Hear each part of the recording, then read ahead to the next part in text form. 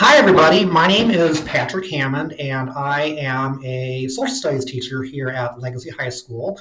And this year, I am teaching world history and advanced placement psychology. So hopefully, you're in the right place. And if not, I can't help you right now. I just want to share a few things with you, just some general contact information, because this is probably most important. Up on the screen, I have my email information, and I'm very good about replying to email. So please use that as your first option. Phone numbers, they're included as well, and it's a little less reliable than email for me, but if that is how you want to contact me, please do so. And then just so that you know where to find things, our teacher and web pages, if you ever get lost and want to find our web pages, what I found is a good search just in the inner tubes is just type in teachers and web pages Legacy High School, and that should get you to where all of our web pages are located, where you can find information like this. The district has just re-engineered all this, and so some things are hard to find. So I found that that is a really, really good way of finding our basic information. And there's the URL that I don't know how to link on this type of presentation, but the search should do well. Um, So there are two basic categories in my grade books for either class. There's formative practice, and that is the day-to-day stuff that we do. It could be quizzes, it could be just getting a measure of how your child is thinking in my class, how well they're performing on a day-to-day basis, and that helps to drive my instruction. And then there's also summative work, and that is end of unit measures of how students achieve. These are normally longer and they take a variety of forms, including tests or essays. And you're going to find tests and essays in both classes, world history and in AP psychology. But that is the general sense of how the gradebook works. I want to talk a little bit more about gradebook. And I grade on a 4-point scale for formative work. And so you and your student may see some funny numbers in the grade book, and I don't grade out of 10 points or 20 points. I normally grade out of 4 points for formative work. And what I've done is I've aligned that to our standard rubrics at Legacy High School. And so if your child gets a 4, it means they've exceeded the expectation of the assignment. They've done an excellent job. A 3 means that you've met the standard. I can see that you are at grade level here and you've done really good work. A 2 means that you're approaching the standard, that there might be something missing, or maybe some details were lost, or maybe you didn't follow some of the success criteria on the assignment. And then a 1 is, hey, you turn something in, it's just not high quality, or it's not quality enough for me to really give a grade above that.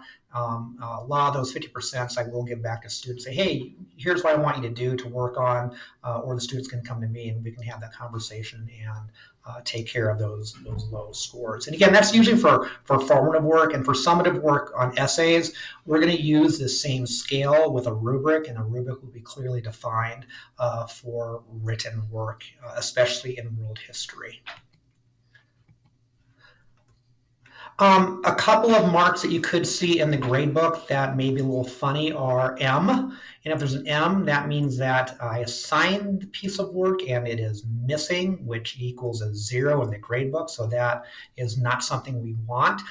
If students have unexcused absences, there's going to be a lot of times where it's like, I can give you the work, but I'm not going to count because you weren't in class. You weren't where you're supposed to be. And then there's the IE, which I don't think is as common as it once was in Adams 12, but an IE means insufficient evidence. I still like using it because it's an indicator that a student has turned in some work, but they were just off the mark, or there was something about the assignment that was like, whoa, I see you put something down, but it doesn't really make sense to me. I want you to then, as a student, I'll hand that work back and say, hey, here's an IE, fix this. Here's what I really wanted. You missed the mark, and give students an opportunity to fix that. So an IE is something along the lines of, maybe I asked for an essay on a specific prompt, and then the student answers something completely different that that doesn't make sense given the prompt. And that's like, hey, have a conversation and say, hey, let's try this again so I can give you a better grade on that. And I guess, yeah, that's about it. That's just the basics of what I want to get through today. And again, email is just wonderful for me as a contact. And I hope that we have a great year. After about a week, I'm finding I really like my classes. It's nice to start off like a real teacher and do real teacher things and have students do real student stuff in class. The last few years have been an interruption to that, so I'm very glad for that. And just in terms of my style, I do use humor in the classroom. I do use a lot of my personality in the classroom, so the students get to know, some things about me regarding my likes and dislikes sometimes. And I like to have an enjoyable environment where we learn and laugh together, because I think that if we enjoy the classroom environment, that we're going to be better able to learn and do those outcomes that are necessary for success here at Legacy. Again, if there's any questions, please don't hesitate to contact me.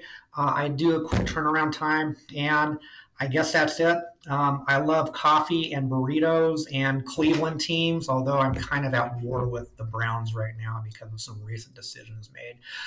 Anyway, that's another story. So that's it. Thank you very much.